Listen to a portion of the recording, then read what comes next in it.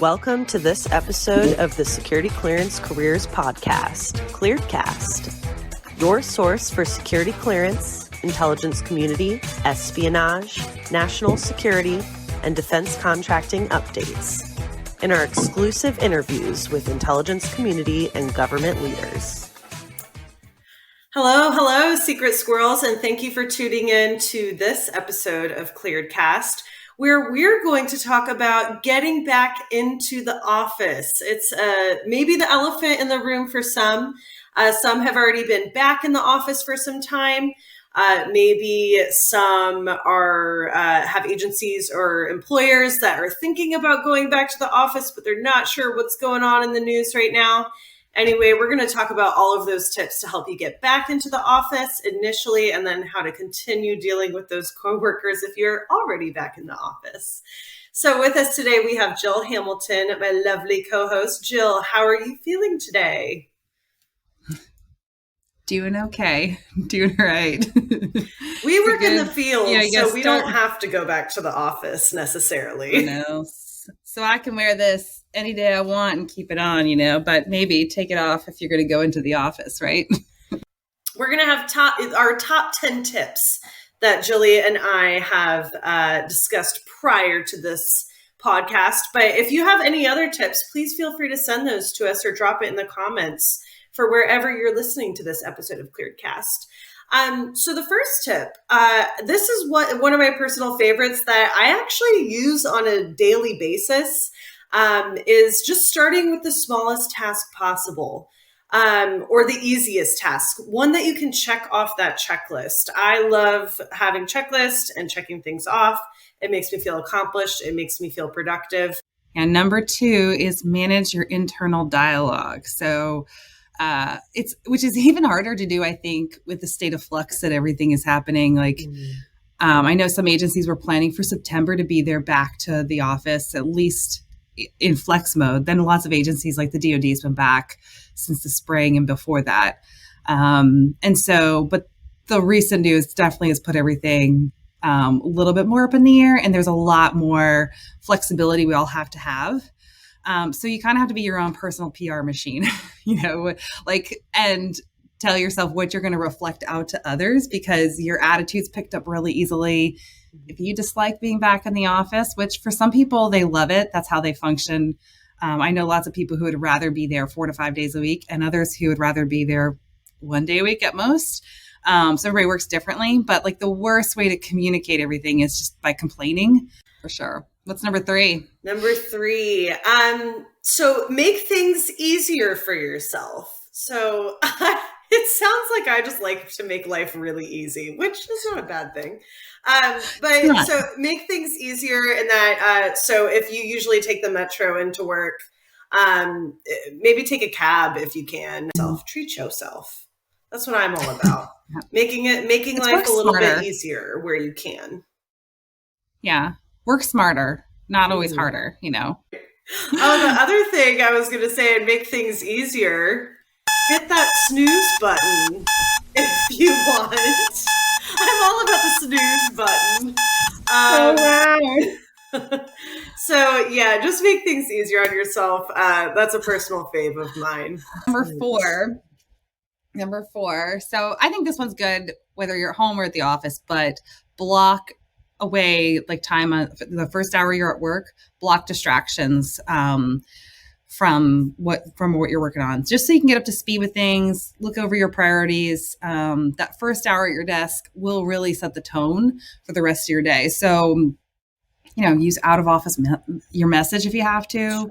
Sure. But that way you either can set aside the time to work on the most challenging tasks that require your freshest brain. For me, I'm definitely a morning person when I'm writing or working on something. Usually that's my best time. Or after 10 o'clock at night with a different drink by my side. Well, okay. Number 5, ask for the support that you need from your partner, your friends, your family, your significant other. Even if it's just a you can do it pep talk.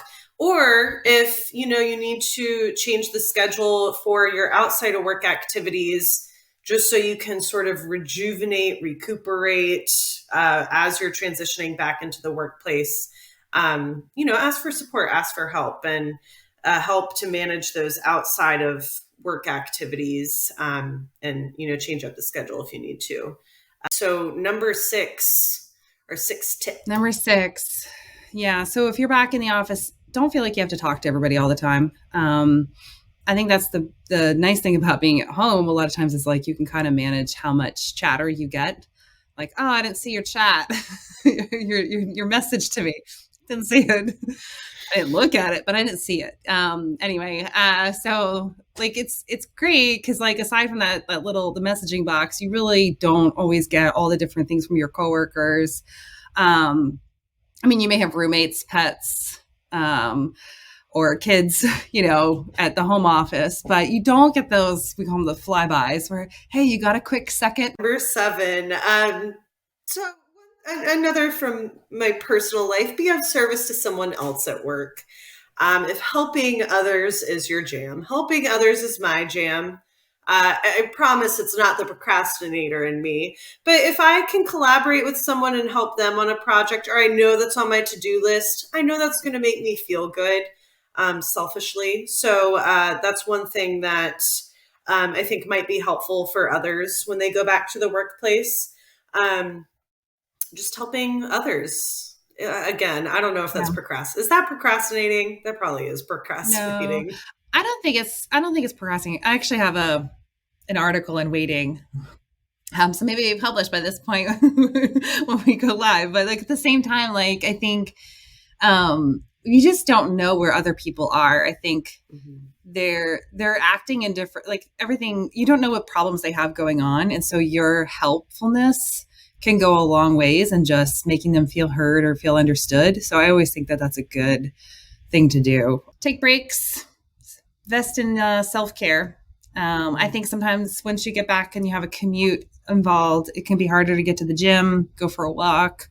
But you got to be the boss of your calendar. Sure. With a treat, whatever your treat of choice is.